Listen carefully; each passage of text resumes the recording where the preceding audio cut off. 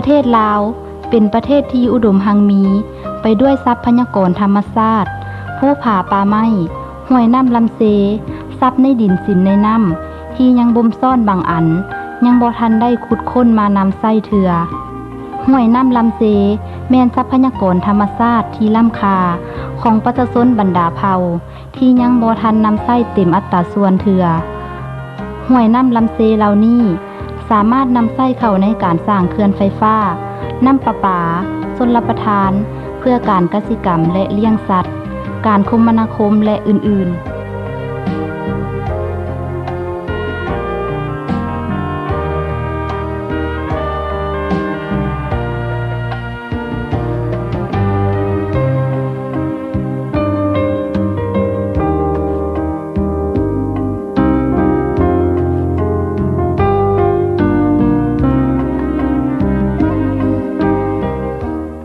อยู่ในแหล่งน้ำต่างๆมีสัตว์น้ำหลายอย่างหลายชนิดเช่นปูปลากุ้งหอยนาชนิดใหญ่น้อยแตกต่างกันไปตามเงื่อนไขธรรมชาติที่สัตว์เหล่านั้นอาศัยอยู่เว้าเฉพาะปลาก็มีหลายชนิดที่เติบใหญ่ขยายตัวอยู่ในห้วยน้ำลำเซบวกหนองคลองบึงมีขนาดใหญ่น้อยแตกต่างกันไปมีชนิดปลาเก็ดและปลาหนังปลาเป็นสัตว์น้ำที่คนลาวมักบริโภคเพื่อเลี้ยงชีพเป็นชีวิตประจำวันบ่ว่าจะอยู่ในตัวเมืองหรืออยู่ชนบทย้อนเหตุผลนี้ประชาชนลาวเฮาส่วนใหญ่ในสมัยอดีตหรือปัจจุบันจึงมักตั้งบ้านเฮือนอยู่เลาะเลียบตามห้วยน้ำลำเซ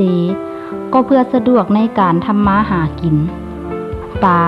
เป็นอาหารหลักที่ขาดบ่ได้สำหรับประชาชนลาวอยู่ภาคใต้ของประเทศลาว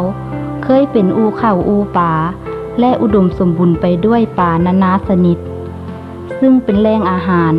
ที่สามารถตอบสนองความต้องการของประชาชนในด้านอาหารการกินเป็นเวลายาวนานมาแล้วของประชาชนที่ดำรงชีวิตอยู่แคมแม่น้ำโขงหรืออยู่เขตทงเพียงภูดอยถือว่าปลาเป็นอาหารหลักเพื่อเลี้ยงชีพประจำวันในเงื่อนไขปัจจุบันประเทศชาติบ้านเมืองได้มีการพัฒนาไปอย่างรอบด้านเครื่องมือหาปลานับมือนับทันสมัยมาตรการในการหาปลาก็ยังปฏิบัติบ่ทันได้ดีเท่าที่ควรบวกกับการหาปลาจากแหล่งธรรมชาติให้เป็นสินค้าของประชาชนนับมือขยายตัวขึ้นปัจจุบันประชาชนพลเมืองเพิ่มหลายขึ้นทุกๆปีการหากินตามธรรมชาติบางครั้งก็ได้อย่างหลวงหลายสามารถกินได้อย่างอิ่มหนำสำราญแต่บางครั้งก็พอแต่ได้กินและบางครั้งบ่ได้หยังเลยก็มีโดยเฉพาะแม่นการหาปลายามมีไข่ฉะนั้นจึงเฮ็ดให้ปลาที่มีอยู่ตามธรรมชาตินั้นเริ่มลดน้อยถอยลง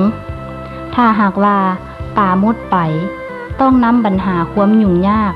มาสู่ประชาชนอย่างแน่นอนดังนั้นทุกๆคนบ่ควรถือเบาต่อปัญหานี้เพราะว่าปลาเกี่ยวข้องกับชีวิตการเป็นอยู่ของมนุษย์ทุกคน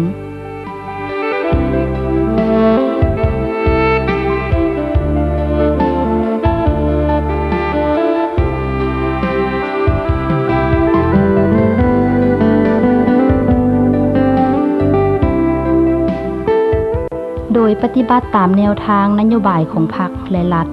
เกี่ยวกับการแก้ไขชีวิตการเป็นอยู่ด้วยการปลูกฝังเลี้ยงสัตว์ให้พออยู่พอกินและกลายเป็นสินค้าทั้งเป็นการลดพรความทุกข์ยากของประชาชนดังนั้นพรรคและรัฐจึงได้เอาใจใส่ส่งเสริมให้ประชาชนลาวบรรดาเผ่าเลี้ยงปลากระสังตามแคมแม่น้ำโขงน้ำงืมน้ำเซผู้มีเงื่อนไขก็ได้ขุดหนองเลี้ยงปลาเพื่อตอบสนองให้ผู้บริโภคและตอบสนองความต้องการของตลาดอย่างเพียงพอการเลี้ยงปลาก็สามารถสร้างรายได้ให้แก่เศรษฐกิจครอบครัวและช่วยให้ประชาชนลาวบรรดาเผ่ามีชีวิตการเป็นอยู่ดีขึ้นเทื่อละก้าว และเป็นการปลุกระดมให้ประชาชนหันมาหาปลาและเลี้ยงปลาเป็นอาชีพ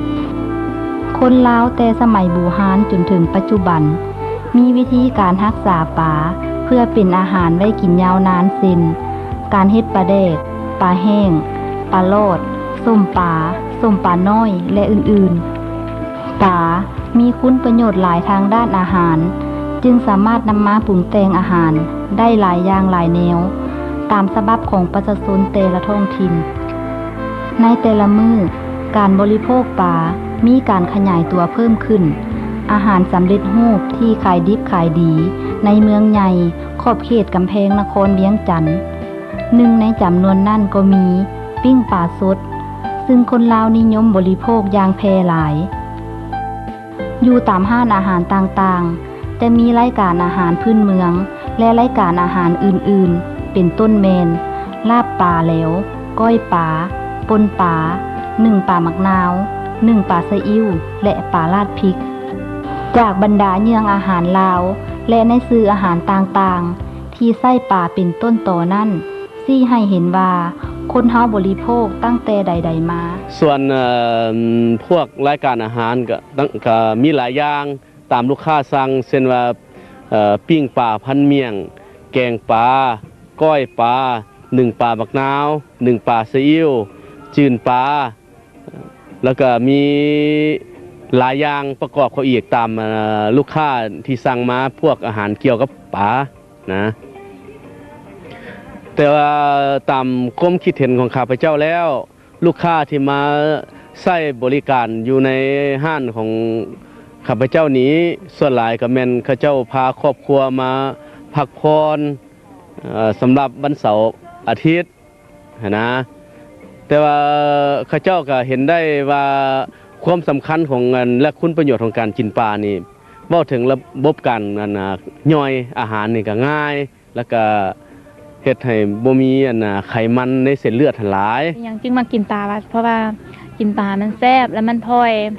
แล้วก็เฮ็ดให้ย่อยอาหารได้ดีมันบ่ยากบ่ให้แบบบดหลายเพราะถ้ากินซีดมันจะกินแล้วมันแข็งมันหยาบเปลืองแก้วย่ำหลายเนาะแล้วก็สุขภาพดีแล้วก็กินปลาบ่ให้เป็นมะเร็งแล้วก็บ่เฒ่าไวสุขภาพดี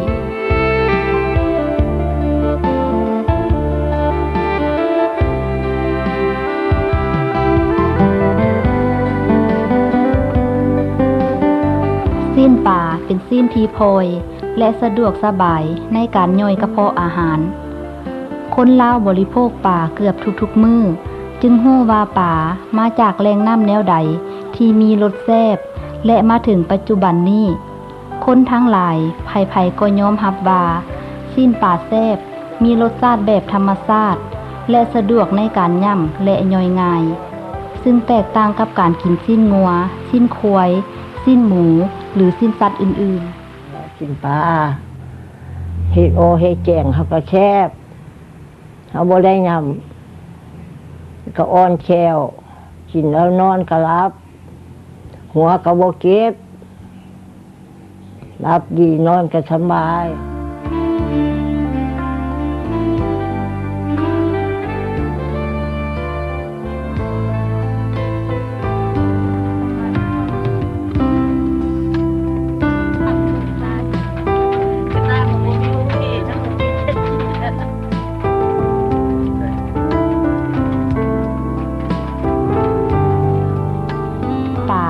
แม่นแรงสำคัญของธาตุซีน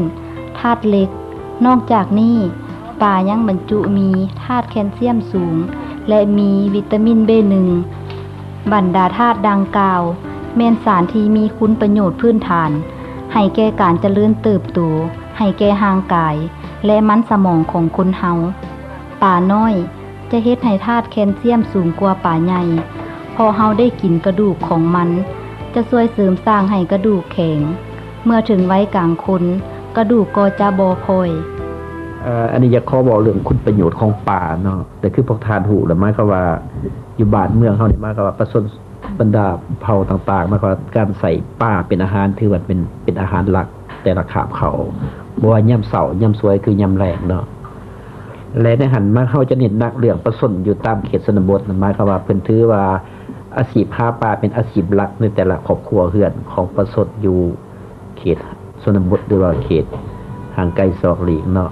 และแรงประพันธ์ของปลามันก็มีมาจากหลายแรงเนาะแล้วยกตัวอย่างว่าตามห้วยน้ำลำเสบ่หรือน้องปลาที่ว่า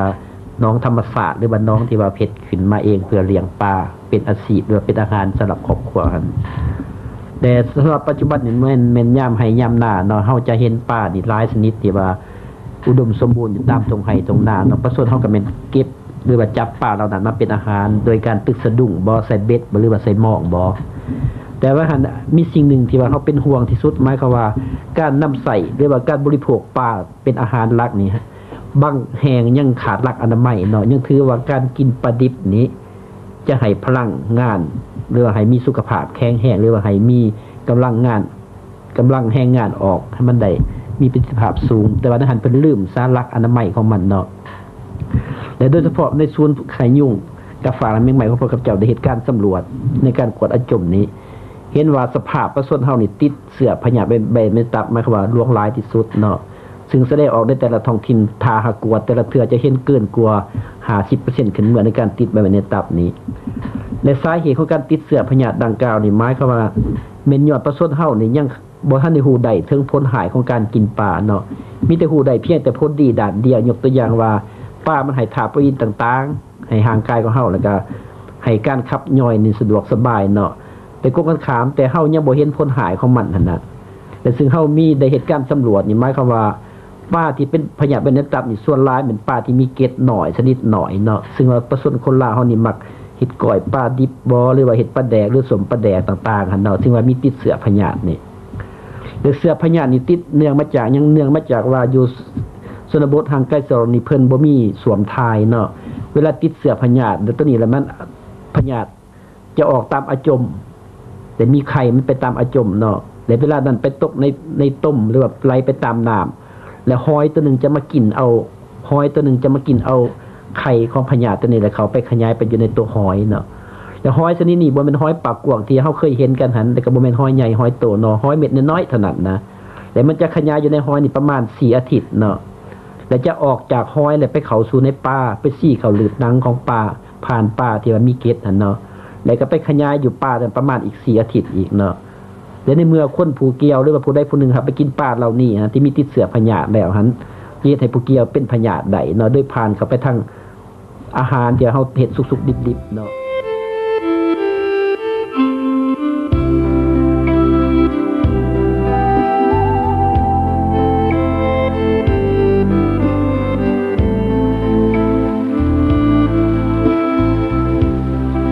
การกินปลาถึงจะมีคุณค่าแก่ร่างกายถ้ากินบ่ถูกหลักอนามัยหรือกินดิบกินบ่สุกคักโดยเฉพาะก้อยปลาลาบปลาแล้วจะเฮ็ดให้ได้รับพยาธิที่เป็นอันตรายโดยเฉพาะแม่กาฝากพยาธิใบไม้ในตับอย่างใดก็ดีพวกเราควรคำนึงถึงความปลอดภัยในการบริโภคหลายกว่าเรื่องอื่น